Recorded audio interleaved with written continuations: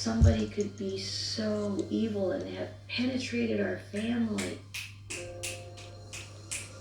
John was very thoroughly. I remember talking with him once and just saying how sorry I was. And he very graciously just said, here, Harold fooled us all.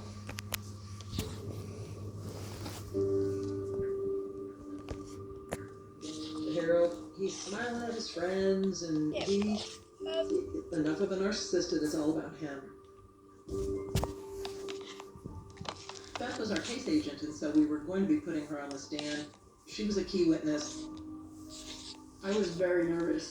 It's incredibly nerve-wracking to testify, especially in a homicide. One of the challenges of doing a case like this is, did I miss something? Something that will cause the jury to say not guilty. Beth was outstanding. Like a race of a marathon, this was finally her finish line. I talked about the forensic stuff. The timestamp on the camera helps build our timeline. And then also the scene, because I've been there several times. Beth being able to guide us up and down there multiple times was fascinating to the jury. Because we couldn't bring the jury to the scene, we instead brought the scene to them. What I think had a big impact on the jurors was having about 2 or 3 rangers, park rangers, talk them through how difficult it was to get up there and then how dangerous it was to be there. And their testimony was able to almost take the jurors up there to that site. We would play the exhibit of that scene. We're looking at the jurors' faces, and they have the aha moment.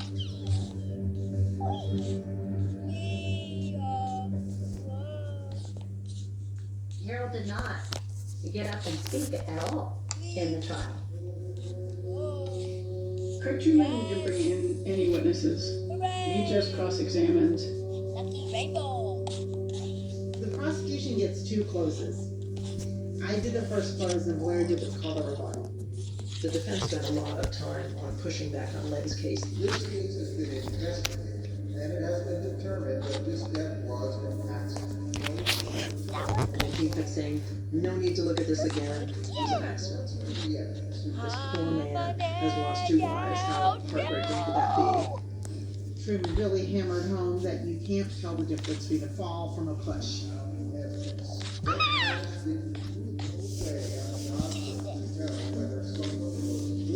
Come on, 7. Let's go. He did a good job. He also has a different job, right? We have to convince 12 people, and he just has to have one get them down. I remember sitting there thinking, I'm so proud of the prosecution. These women took control.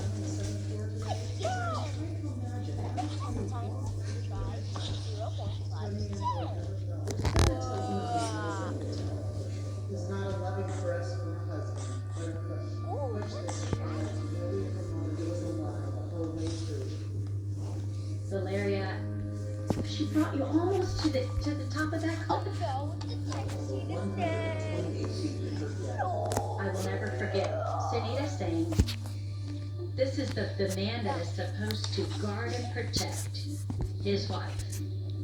And the last thing that Tony ever had going through her mind was him pushing her off. So after closing arguments, the case goes to the jury. You sit down and you think, I hope we get it. It's a lot tougher than you think to get a jury to agree. I felt like we made the case, but there's still a lot of anticipation, a lot of, oh my gosh, I don't know.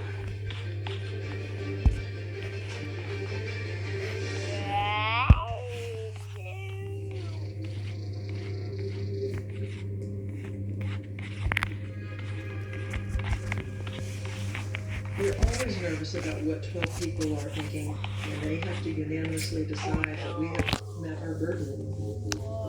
Yeah. I remember Sunita and I looking at each other going, it's gonna be guilty, right? It's gonna be guilty. And it's like, I don't know. You just don't know. And the judge reads the verdict. In the matter of the United States versus Harold Hornthorne, we, the jury, find the defendant guilty.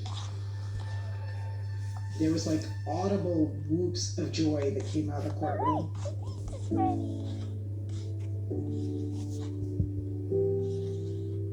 I was just so happy. We were all very thankful, very relieved. Just elation. I don't think anybody understands how nervous you are and how stressful it is going through that trial. We all look at each other, and it's overwhelming emotion that hits you, and you look back at the Bertolets, and they're crying. And all of this is to get justice for Tony, justice for Haley, justice for the Bertolets, and we did it. It's really, really satisfying. When they did convict him, I was able to say goodbye, Harold. They were walking him out.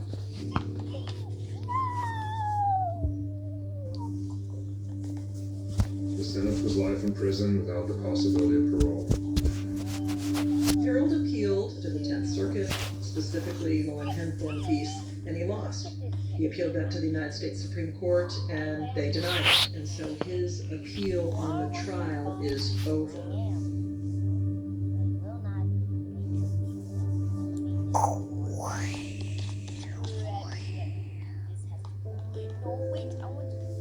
There was a time when I wanted to get out more information on Lynn, but at the end of the day, Lynn received justice. If it had not been for Lynn's case, he very well would have walked. It wouldn't have been enough, even the circumstantial. Lynn was a lover. His sister was a giver. And he took advantage of that. The world lost a lover. We need to go back this way. This is celebrating life. This is another family. We're healing, and this was part of it. If Tony was here, I would tell him how much